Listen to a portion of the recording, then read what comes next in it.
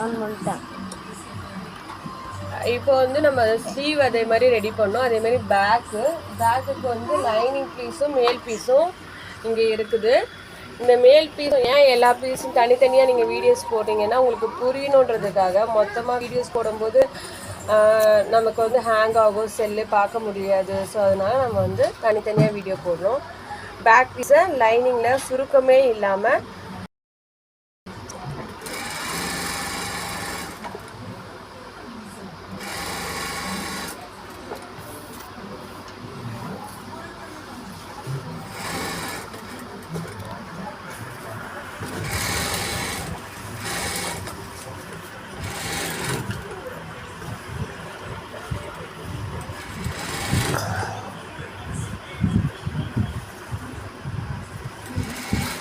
இந்த பீஸ் கொஞ்சம் சுருங்கும்.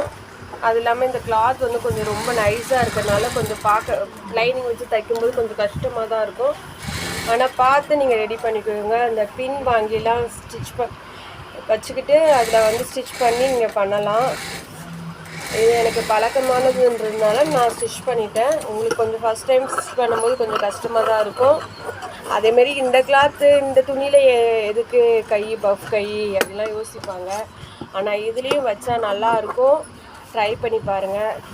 இந்த சாரீ இப்போ இந்த கிளாத்தை பார்த்தாலே இது என்ன சாரின்னு தெரிஞ்சிருக்கும் உங்களுக்கு. இது இப்போ வந்து கொஞ்சம் நம்ம எல்லா ஷாப்லேயும் பார்க்கக்கூடிய அதே சாரீஸ் தான். அந்த சாரீஸ் தான் எல்லா கலர்லேயும் இப்போ வர ஆரம்பிச்சிருச்சு. இது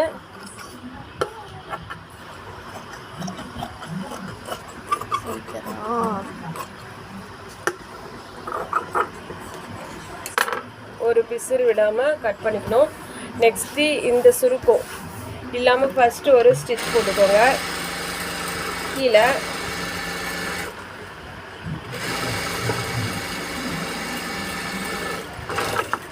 நெக்ஸ்ட்டு வந்து ஒரு 2 இன்ச்சு விட்டுருப்பீங்க இல்லையா, அந்த 2 இன்ச்சை அப்படியே ஃபோல்ட் பண்ணிக்கோங்க. அதில் கொஞ்சம் நீங்கள் கம்மியாக மடித்தாலும் நமக்கு முதுகு இறக்க அதிகமாகிடும். கழுத்து வந்து பார்க்கறதுக்கு சின்னதாக தெரிய ஆரம்பிச்சிடும். முதுகில் இருக்கிற இந்த பட்டை வந்து அதிகமாக தெரியும். அப்போ சட்டை போட்ட மாதிரி இருக்குன்னு சொல்ல ஆரம்பிச்சிருவாங்க. ஸோ இந்த மாதிரி மடித்து தைச்சிட்டு இந்த ஷோல்டர்லேருந்து இங்கே நேராக ஷோல்டர்லேருந்து இங்கே நேராக இப்படி ஒரு பிடிச்சி ஒரு டாட் போட்டுக்கோங்க. அதே தான் இந்த சைடும் ஷோல்டர்லேருந்து நேராக எடுத்து ஒரு டாட் போட்டுக்கோங்க.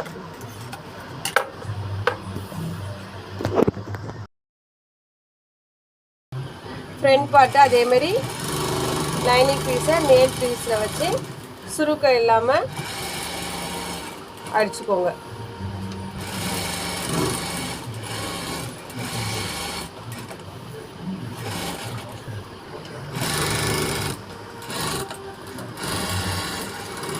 அடிச்சுட்டு மற்ற பீசஸ் எல்லாத்தையுமே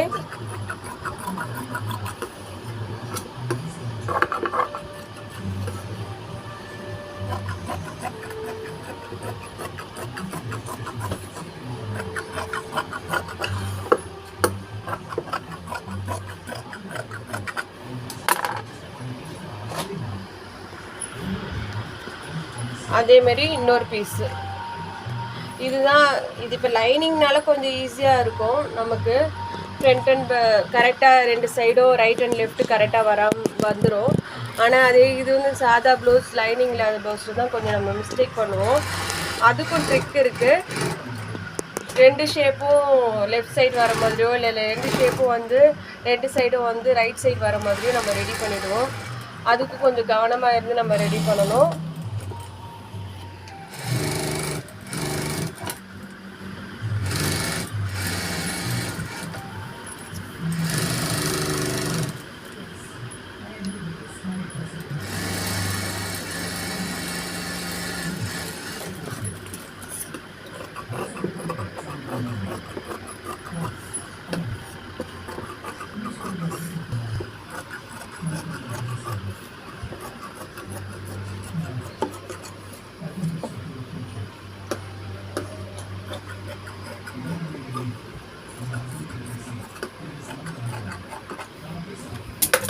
இப்போ நம்ம டாட்ஸ் பிடிக்கிறது எப்படின்னு பார்த்தோம். இந்த மார்க்கிங் பண்ணி டாட் பிடிப்பாங்க. நான் மார்க்கிங்லாம் பண்ணது கிடையாது. மார்க்கிங் பண்ணாமல் எனக்கு டாட்ஸ்க்கு நல்லா வந்துடும். இந்த 2 பார்ட்ஸும் சரியான அளவில் வச்சு இந்த டாட்ஸ் எடுத்துக்கணும்.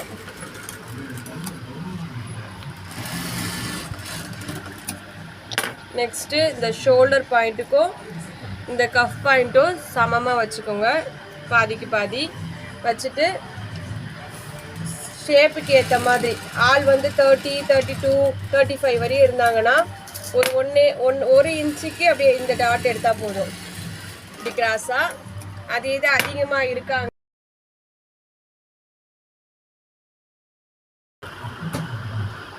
இந்த ஷோல்டரில் பாதியும் இந்த கஃப் பாயிண்டில் பாதியும் வச்சு நான் டாட் பிடிக்க சொன்னேன் இல்லையா, 1 இன்ச்சுக்கு போல் பிடிங்க அப்படின்னு. அதுதான் வந்து மெயினாக நமக்கு ப்ளவுஸில் ஷேப் கொடுக்குறது. 35க்கு மேலே போயிடுச்சுன்னா 1.5 இன்ச்சு இல்லை 1.25 இன்ச்சு வச்சு இந்த ஷேப் டாட்டை பிடிக்கணும். இது மெயின் டாட்டு.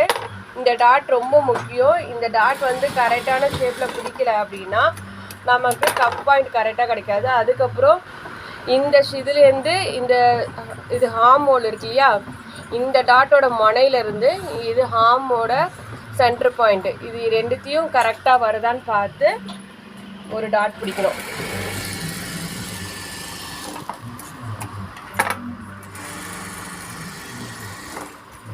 மொத்தத்தில் 3 டாட் வரும். ஃப்ரண்ட்டுக்கு ஒவ்வொரு ரைட் சைடுக்கு 3 டாட்டு, லெஃப்ட் சைடுக்கு 3 டாட் வரும். இந்த 3 டாட்டையும் பிடிச்சா மட்டும்தான் நமக்கு கரெக்டான கஃப் பாயிண்ட் கிடைக்கும். இந்த மாதிரி கஃப் பாயிண்ட் கிடைக்கும். இது வந்து கரெக்டாக செஸ்டோட அளவுக்கு மைன்யூட்டாக கரெக்டாக இருக்கும். இது நம்ம வந்து மார்க் பண்ணி தான் ரெடி பண்ணணும் அப்படின்னு இல்லை. நீங்கள் இது 2த்தையுமே கால்குலேட் பண்ணி பார்த்தீங்கன்னா கரெக்டாக இருக்கும்.